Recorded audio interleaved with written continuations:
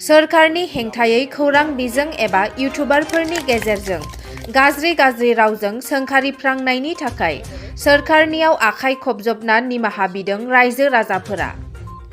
बोहैथि दाननि थांनाय 30 जानुवारि खालि चिरां जिल्ला भारत भुटान सिमना रुनिकाटा फरेस्ट रेन्जनि सिङाव थानाय रिफु रिजार्भ हाग्रायाव आयेन बेरेखायै हादान सिफायना न' एबा गामि गायसननायनि हेंथायै आसाम सोरखार आरो बिटिसि सोरखारनि हाग्रा बिफाननिफ्राय लुखानाय माखासे न' बांफोरखौ जेसिबि लाना बोफाय बोसि खालामदोंमोन, जायनि जाउनाव बे जायगायाव रायजो राजाफोरा हालाय हाफाय जानाङो। जों बेखौनो बुंनो लुबैदों खालबारि आरो गलगथानि जानानै दाखालि थांनाय जानुवारि 30 तारिखआव 30 तारिखआव एपेक्सिन जाबाय। बे एपेक्सिनाथ' सरकारनि रुल मथे जाखानांगौखा। ओमफ्राय बे हाग्राखौ सिमफायनाया जों सरकारनि बिर'धिखा।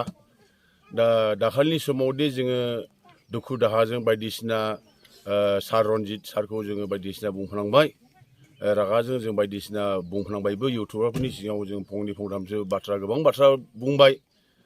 बिथाङा जेन जोंखौ क्षमा होयो। भुलाथ' जोंनि रायजो राजानि भुलखा, जोंनि पाब्लिकनि भुल। बेदखलखारि जोङो हाग्रानाव हाग्रा सिमफायनानै थाफैनाया बे जोंनि थाखाय बे गोरोन्थिखा। दा जोङो गावखौनो गाव बुजिनो हाबाय, हमनो हाबाय।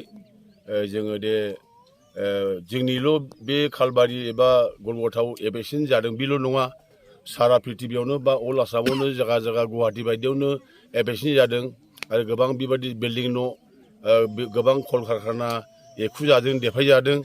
जोंहाथ' जेबोआनो जायाखै, प्लास्टिक बायदिसिना हेनथेनल'सो जों न' गोबाय गिजिल'सो जों देख्रेब जादों बा सिफाय जादों।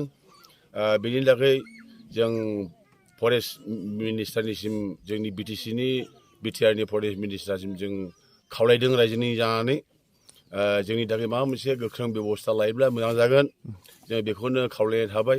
आरो जोंनि जे जाम्बा जाम्बि रायजो राजा पाब्लिकफोरा बायदिसिना रागाजों बुंफ्लांबाय, रायफ्लांबाय, बखिफ्लांबाय, दे बेखौ सारा जेन रन्जित सारा जोंखौ क्षमा होयो, बेनि थाखाय गुरैयै जों खावलायनाय थाबाय। दा जोङो दङ, जि जायगायाव जोंखौ एपेक्सिन खालामदों बे जायगायावनो जों दाबो दंबाय थागासिनो दङ।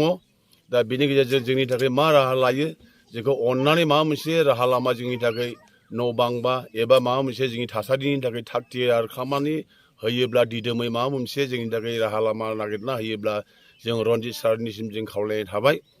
जोंनि भुलफ्रान्थि रायफ्लांनाय एबा रागा जोंफ्लांनायजों बायदिसिना बुंनायखौ साराजों जोंखौ क्षमा होयो, बेखौनो रायजोनि जानानै आं खावलायनाय थाबाय बिथांखौ। आंनि बुंनाया एसेनोसै।